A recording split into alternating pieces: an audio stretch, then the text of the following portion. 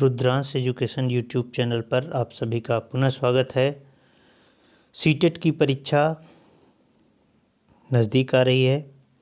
हिंदी पेडागाजी, जो कि हिंदी में क्या होता है कि गद्य और पद्य से आपको 8 क्वेश्चन और 7 क्वेश्चन करना होता है, लेकिन पेडागाजी से आपको कुल 15 प्रश्न करना पड़ता है। तो आपको पेडागाजी का ये पोर्शन जो है ध्यान से देखना चाहिए। तो पहला अध्याय है, इसमें अधिकांश लोग भाषा को केवल संप्रेषण का माध्यम मानते हैं, जबकि शिक्षा के क्षेत्र में भाषा की भूमिका को ठीक से समझने के लिए हमें समग्रतावादी दृष्टिकोण अपनाने की आवश्यकता है। भाषा का हमारे जीवन से घनिष्ठ संबंध है। भाषा के अंदर एक शक्ति है जिसके प्रयोग से मानवीय व्यक्तित्व के अंदर एक निखार आता है। अतः हमें भाषा को एक बहुआयामी स्थिति में रखकर इसकी पड़ताल करनी होगी। प्राचीन काल से ही भाषा को परिभाषित करने की कोशिशें की जाती हैं। प्लेटो के अनुसार विचार और भाषा में थोड़ा ही अंतर है। विचार आत्मा की मूक बातचीत है, पर वही जब ध्वन्यात्मक होकर होठों से प्रकट होती है तो उसे भाषा की संज्ञा देते हैं। वहीं बाबूराम सक्सेना का मानना है कि जिसकी सहायता से मनुष्य परस्पर विचार विनिमय या सहयोग करते हैं, उस यादृच्छिक रूढ़ ध्वनि संकेत प्रणाली को भाषा कहते हैं। भारतीय परंपरा के अनुसार भाषा बोलना है, लेखन नहीं, संज्ञान है, महज बातचीत का माध्यम नहीं, और एक रचनावादी तंत्र है, मात्र प्रस्तुतिकरण नहीं है। तो परिभाषाओं से एक बात स्पष्ट होता है कि जो है भाषा जो है वो एक प्रमुख रोल अदा करता है। और वो कैसे होता है कि भाषा सिर्फ ऐसा नहीं है कि बोलने से होता है, लिखने से होता है, और उसको संज्ञान महज बातचीत से नहीं लिया जा सकता है। रचनावादी तंत्र है और मात्र प्रस्तुतिकरण से इसको स्पष्ट नहीं किया जा सकता है। भाषा का महत्व मानव समाज की उन्नति का कारण भाषा ही है। कहने का मतलब ये है कि भाषा जो है समाज की उन्नति का द्योतक है। अगर व्यक्ति जब तक वह भाषा से अपने बोलता भाषा के द्वारा ही ये समझा जाता है कि समाज कितना उन्नत है। भाषा में कई कल्पनापरक तत्व भी मौजूद होते हैं। पद्य, गद्य और नाटक, मतलब ये विधाएं हैं, हमारी भाषिक संवेदना को धार प्रदान करने के साथ साथ हमारे जीवन के सौंदर्यपरक पहलू को समृद्ध करते हैं। साथ ही यह हमारे पढ़ने लिखने की क्षमता के स्तर को भी ऊंचा उठाते हैं। मनुष्य के व्यक्तिगत और सामाजिक कार्यों को पूर्ण करने में भाषा एक महत्वपूर्ण भूमिका अदा करती है। भाषा के महत्व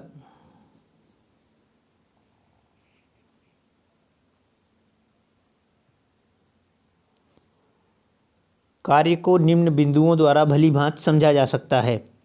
प्रमुख जो बिंदु हैं उस पर ध्यान जरूर दीजिएगा, क्योंकि प्रश्न जो होता है यहीं से बनता है। इन लाइनों को विशेष ध्यान में रखिएगा। पहला है, भाषा विचारों के आदान प्रदान के साधन के रूप में। भाषा ही मानव मुखोच्चरित यादृच्छिक ध्वनि प्रतीकों की व्यवस्था है, जिसके सहारे समाज विशेष के लोग आपस में विचार विनिमय करते हैं। प्रकारेण भाषा भावाभिव्यक्ति का सशक्त माध्यम है। तो ये ध्यान रखिए कि भाषा क्या है, भावाभिव्यक्ति का सशक्त माध्यम है। इसको जरूर ध्यान में रखिएगा। नेक्स्ट है, भाषा सामाजिक जीवन को सार्थक करने के रूप में मनुष्य एक सामाजिक प्राणी है। समाज में रहते हुए भाषा के माध्यम से ही वह समाज के सदस्यों के साथ एक सूत्र में बंधता है। तीसरा पॉइंट है, भाषा ज्ञान प्राप्ति के साधन के रूप में, मतलब भाषा के माध्यम से ही क्या होता है, ज्ञान की प्राप्ति किया जाता है, या ज्ञान प्राप्ति का साधन क्या है, भाषा है। भाषा की अलौकिक देन के कारण ही हम जीव जगत, लोक, माया, भ्रम, परलोक, प्रकृति, पुरुष आदि गंभीर विषयों का ज्ञान प्राप्त कर पाते हैं। भाषा ही वह साधन है जो शिक्षा, साहित्य और प्रशासनिक कार्यों के संपादन के सशक्त माध्यम के रूप में कार्य करती है। चौथा पॉइंट है, भाषा साहित्य, कला, संस्कृति और सभ्यता को विकसित करने में सहायक के रूप में साहित्य व कलागत विविधताओं, गद्य, पद्य, चित्रकला, संगीत आदि के लिए भाषा की आवश्यकता होती है। भाषा में मौजूद रस, छंद, अलंकार आदि भाषा के कला पक्ष को अलंकृत करते हैं। भाषा की इसी सांस्कृतिक शक्ति के कारण ही रामधारी सिंह दिनकर, मैथिली शरण गुप्त सरीखे साहित्यकारों ने देश प्रेम से ओतप्रोत गद्य और पद्य द्वारा जनमानस में अंग्रेजी दासता के विरुद्ध स्वतंत्रता प्रेम का बीजारोपण किया। भाषा के विविध रूप।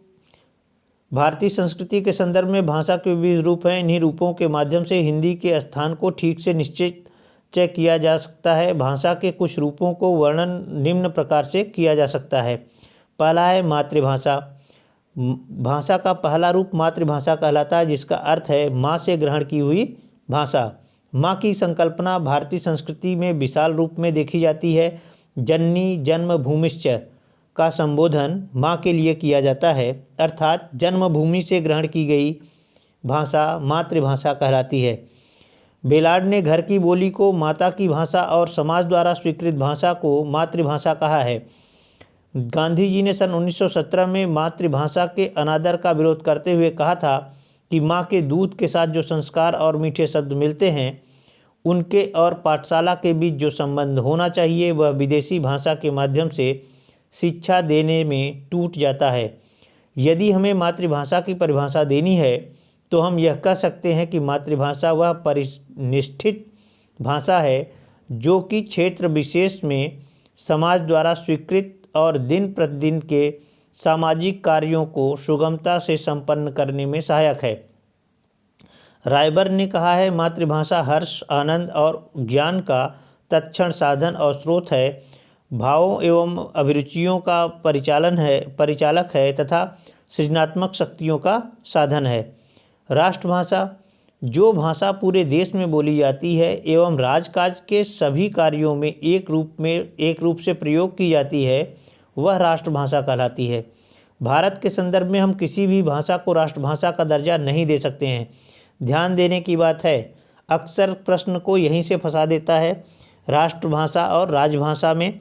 और इसको आप ध्यान दीजिए कि भारत के संदर्भ में हम किसी भी भाषा को राष्ट्रभाषा का दर्जा नहीं दे सकते। संसार के बहुत से देश ऐसे हैं जहां एक ही भाषा बोलने वाले लोग रहते हैं। वहां की जनता की मातृभाषा एक ही होती है, साथ ही उसी भाषा को उस देश की राष्ट्रभाषा भी कहा जा सकता है। परंतु भारत जैसे देश में, जो कि एक बहुभाषी देश है, वहाँ यह आवश्यक नहीं है कि पूरे देश की जनता एक ही भाषा में वैचारिक विनिमय करे। भारत के संविधान में भी हिंदी भाषा को राजभाषा का दर्जा दिया है, न कि राष्ट्रभाषा का। तो प्रश्न में जब ऑप्शन देता है तो वहाँ क्या कर देता है कि हिंदी भारत की राष्ट्रभाषा है, और अक्सर लोग कन्फ्यूज कर जाते हैं वहाँ पे और उसको सही मान लेते हैं। लेकिन यहाँ ध्यान देने की बात है कि भारत के संविधान में भी हिंदी भाषा को राजभाषा का दर्जा दिया गया है, न कि राष्ट्रभाषा का। ये बात अगर आप ध्यान रखेंगे तो वहाँ उन प्रश्नों पे जहाँ पे आपको कन्फ्यूज करने के लिए दिया जाता है कि भारत की राष्ट्रभाषा हिंदी है, तो वहाँ पे आप कन्फ्यूजन में नहीं आएंगे। ठीक है, आगे बढ़ें। भाषा शिक्षण का महत्व एवं आवश्यकता। जैसा कि हम जान चुके हैं कि भाषा संप्रेषण का परम साधन है और बालक एक भाषिक क्षमता के साथ जन्म लेता है। अतः बालक की भाषा को समाज द्वारा व्यवस्थित एवं स्वीकार्य ढांचे में ढालने के लिए भाषा शिक्षण की आवश्यकता है। इसके अतिरिक्त भाषा शिक्षण के अन्य निम्न कारण भी हैं। ज्ञानात्मक कारण। भाषा शिक्षण के द्वारा ही हम विभिन्न भाषिक तत्वों और साहित्यिक प्रवृत्तियों का बोध करा सकते हैं।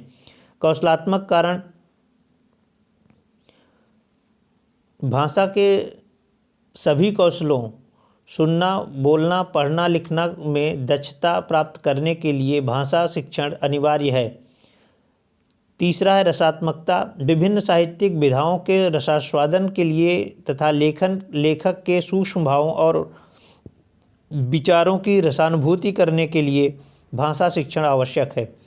सृजनात्मकता भाषा शिक्षण का सर्वाधिक महत्वपूर्ण उद्देश्य सृजनात्मकता है। लेखन कार्य में मौलिकता और प्रभावोत्पादकता के लिए भाषा शिक्षण व्यवस्था आवश्यक है।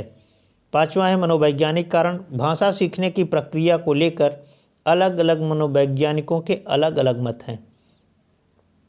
जो मनोवैज्ञानिक कारण है ये बहुत ज़्यादा ही महत्वपूर्ण है, क्योंकि यहाँ से प्रश्न अक्सर बनता है। तो इसमें पहला है जीन पियाजे का मत। जो लोग मनोविज्ञान बाल विकास में देखे होंगे, जीन पियाजे के बारे में जानते होंगे, वहाँ से ही ये मैटर को रखा गया है। भाषा विकास वहाँ भी देखा जाता है और यहाँ पे उन्हीं चीज़ों को सम्मिलित किया गया है। जीन पियाजे के अनुसार बालक के भाषा सीखने में उसके संज्ञानात्मक विकास का महत्वपूर्ण स्थान है। जीन पियाजे अगर देह और संज्ञानात्मक विकास से संबंधित बात को अगर ऑप्शन में कहा गया है तो वही ऑप्शन सही होगा, इस बात का ध्यान रखिएगा। संज्ञानात्मक विकास के विभिन्न चरणों में बालक की भाषिक क्षमता प्रभावित होती है। वह 4 चरणों से होकर गुजरती है। 4 चरण की बात आप बाल विकास में भी पढ़े हैं, यहाँ भी 4 चरण की बात कही जा रही है। पियाजे ने कहा है कि संवेदी गामक अवस्था 0 से 2 वर्ष में बालक वस्तुओं की अपेक्षा चिन्हों को प्रयोग करना शुरू कर देता है। वह पूर्व संक्रियात्मक अवस्था जो कि 0 से 7 वर्ष में बालक स्वयं से बातचीत करते हुए टूटी फूटी भाषा का प्रयोग करने लगता है, जिसे जीन पियाजे बालक की अहम केंद्रीय भाषा का नाम देते हैं। प्रश्न ये बन सकता है कि अहम केंद्रीय भाषा किस अवस्था की विशेषता है? तो आपको ये ध्यान रखना है पूर्व संक्रियात्मक अवस्था की विशेषता है और इसे परिपक्व संज्ञानात्मक विकास का प्रतिबल भी कहते हैं। नोआम चोम्स्की भाषा विकास पे बहुत ज़्यादा काम किए हैं।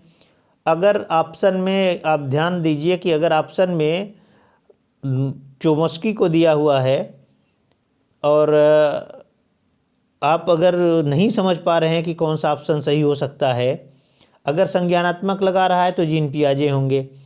अगर चोम्स्की रखा गया है तो अक्सर ये देखा गया है कि चोम्स्की अगर हैं और भाषा विकास की बात कर रहा है तो वहाँ पे चोम्स्की ज़्यादातर सही होते हैं। तो ये ट्रिक के तौर पे आप अपना सकते हैं इसको। फिलहाल चीज़ों को अगर समझें तो ज़्यादा अच्छा रहेगा। चोम्स्की के अनुसार प्रत्येक बालक भाषा सीखने की जन्मजात शक्ति के साथ पैदा होता है, जिसे LAD लैंग्वेज एक्विजिशन डिवाइस कहा जाता है। विश्व की सभी भाषाएं एक ही मूल व्याकरण यूनिवर्सल ग्रामर से संबद्ध है, जिसे समझने में LAD हमारी सहायता करता है। LAD मानव मात्र में ही पाया जाता है और इसका संक्रमण काल जीवन के प्रथम 5 वर्ष होता है। लेव वाइगोत्स्की इनका मानना है कि बालक भाषा अपने परिवेश से अंतःक्रिया करते हुए अनुकरण से सीखता है। पियाजे द्वारा बताई गई अहम केंद्रीय भाषा को लेव वाइगोत्स्की बालक की निजी भाषा कहते हैं और साथ यह भी कहते हैं कि यह निजी भाषा बालक के संज्ञानात्मक विकास में सहायक होती है। कहने का मतलब है कि यहाँ प्रश्न ऐसे बन सकता है कि जीन पियाजे के भाषा विकास के ऊपर वाइगोत्स्की की टिप्पणी क्या थी। तो वहाँ पे आप देख सकते हैं कि अहम केंद्रीय भाषा को इन्होंने क्या बोला है, निजी भाषा बोला है। तो इसलिए आप इस बात का ध्यान रखेंगे कि भाषा विकास में निजी भाषा कहते हुए किसने भाषा विकास को का जिक्र किया है, तो लेव वाइगोत्स्की हैं। आगे आता है त्रिभाषा सूत्र। त्रिभाषा सूत्र में किन किन बातों का प्रावधान है, संवैधानिक प्रावधान क्या है, उसको आइए देखते हैं। कभी कभी आपसे अनुच्छेद के बारे में ही पूछ लेता है कि किस अनुच्छेद, संविधान के किस अनुच्छेद में किन बातों का उल्लेख किया गया है, और ख़ास तौर से भाषा को लेके तो यहाँ पे उनका उल्लेख है, इसको देखते हैं। भारतीय संविधान के धारा 341 उपबंध 1 के अनुसार भारत की राजभाषा देवनागरी लिपि में हिंदी होगी। इसके अतिरिक्त अनुच्छेद 351 में कहा गया है कि हिंदी भाषा का इस तरह विकास व प्रोत्साहन दिया जाए ताकि यह भारत की सामाजिक संस्कृति के सभी तत्वों का अभिव्यक्ति प्रदान करने का माध्यम बन सके। मतलब यह है कि 351 अनुच्छेद में सभी भाषाओं की अभिव्यक्ति प्रदान करने का माध्यम हिंदी भाषा हो, ऐसा उल्लेख किया गया है। 343 उपबंध 2 के अनुसार सभी कार्यालय कार्यों के संपादन हेतु अंग्रेजी को 15 वर्षों तक प्रयोग करने की बात कही गई है, जो कि 15 वर्ष बीत गए, अभी तक ऐसा कुछ भी प्रावधान इसमें नहीं किया गया कि 15 वर्षों के बाद अंग्रेजी को बंद कर दिया जाए। 1965 तक आते आते दक्षिण भारत में भाषा को लेकर विवाद और दंगे फसाद हुए। इससे यह पता चला कि अंग्रेजी भाषा को पूर्णतः खत्म नहीं किया जा सकता, अतः हिंदी भाषा तब से लेकर अब तक भारत की राष्ट्रभाषा नहीं बन सकी है। सबसे बड़ा कारण यही रहा है कि भारत के ही कुछ राज्य ऐसे हैं जहाँ पे अंग्रेजी भाषा को ज़्यादा महत्वपूर्ण स्थान दिया जाता है हिंदी की अपेक्षाकृत। तो ये भाषा विवाद अक्सर होता रहता है, जो कि एक सबसे बड़ा कारण है हिंदी को राष्ट्रभाषा न बन पाने के पीछे। त्रिभाषा सूत्र देखते हैं, अक्सर यहाँ से भी एक आध दो प्रश्न बनता है। त्रिभाषा सूत्र की बात आई कहाँ से है, ये सबसे बड़ी बात है। किस कमीशन के द्वारा त्रिभाषा सूत्र लाया गया था, तो आइए देखते हैं। 1964-66 में कोठारी कमीशन द्वारा त्रिभाषा सूत्र की संकल्पना को राष्ट्र के समक्ष रखा गया। इसके बाद से 1968 की शिक्षा नीति के अनुसार त्रिभाषा सूत्र के लिए कुछ सिफारिशें की गई, जैसे विद्यालय में सभी भाषा के रूप में मातृभाषा या क्षेत्रीय भाषा को पढ़ाया जाए। द्वितीय भाषा के रूप में हिंदी भाषी राज्यों को कोई भी आधुनिक भारतीय भाषा या अंग्रेजी और गैर हिंदी भाषी क्षेत्रों में हिंदी भाषा को द्वितीय भाषा के रूप में पढ़ाया जाए। तृतीय भाषा के रूप में हिंदी भाषी और गैर हिंदी भाषी दोनों राज्यों में अंग्रेजी या कोई भी ऐसी आधुनिक भारतीय भाषा जिसे द्वितीय भाषा के रूप में न पढ़ाई जाए।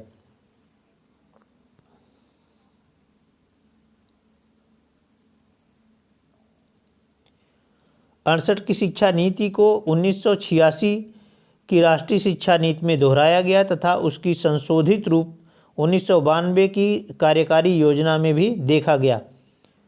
नेक्स्ट पॉइंट है भाषा अर्जन एवं अधिगम। तो भाषा अर्जन क्या है?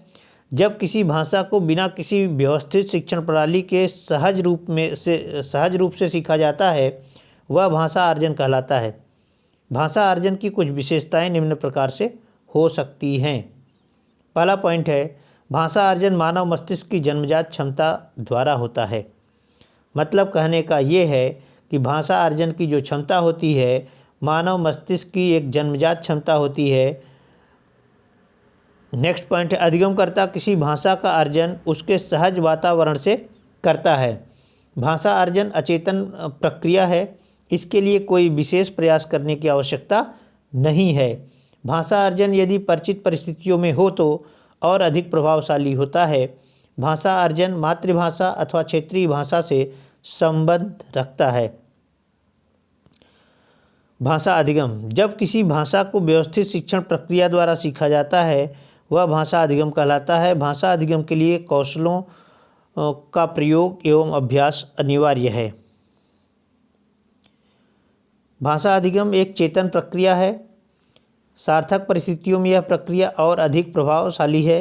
भाषा अधिगम के लिए हमें विशेष परिस्थितियों का निर्माण करना पड़ता है ताकि अधिगमकर्ता की रुचि भाषा को सीखने में बनी रहे। भाषा अधिगम द्वितीय और तृतीय भाषा के सीखने से संबंध रखता है। नेक्स्ट पॉइंट है भाषा एवं बालक मानव जन्म के बाद अपने समाज का सार्थक सदस्य बनने के लिए सबसे पहले भाषा रूपी साधन को ही अपनाता है।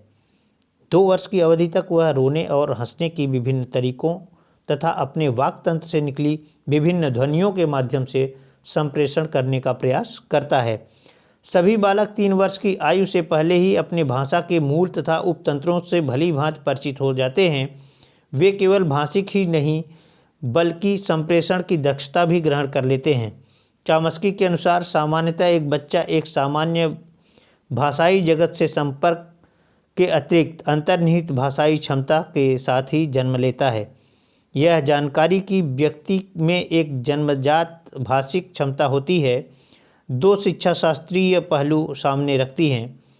पर्याप्त अवसर मिले तो बच्चा नई भाषाओं को आसानी से सीखेगा और शिक्षण पर फोकस व्याकरण पर न होकर विषय वस्तु पर होना चाहिए। ये दो महत्वपूर्ण बातें हैं। ये पहला पार्ट है। पहले पार्ट में आपको भाषा से संबंधित महत्वपूर्ण जानकारी दिया गया है और इन पूरे बातों को आप अगर ध्यानपूर्वक सुनते हैं और पूरे वीडियो को देखते हैं तो आशा है कि आपको ये वीडियो पसंद आएगा और इस वीडियो में जितना भी मैटर दिया जा रहा है उससे संबंधित प्रश्नों को आप जब हल करेंगे, जब आप टेट का पेपर, सीटेट का पेपर देखेंगे तो सीटेट के पेपर में यहाँ से बहुत से क्वेश्चन बने हुए हैं, चाहे वो चोम्स्की हों, चाहे वो वाइगोत्स्की हों, चाहे वो जीन पियाजे हों। यहाँ से अक्सर प्रश्न भाषा विकास को लेके बनता रहता है। तो आप लोगों को अगर ये वीडियो पसंद आता है तो आप लोग इसको लाइक करेंगे, शेयर करेंगे और अगर आप इस चैनल पे नए हैं तो इस चैनल को सब्सक्राइब ज़रूर करेंगे। धन्यवाद।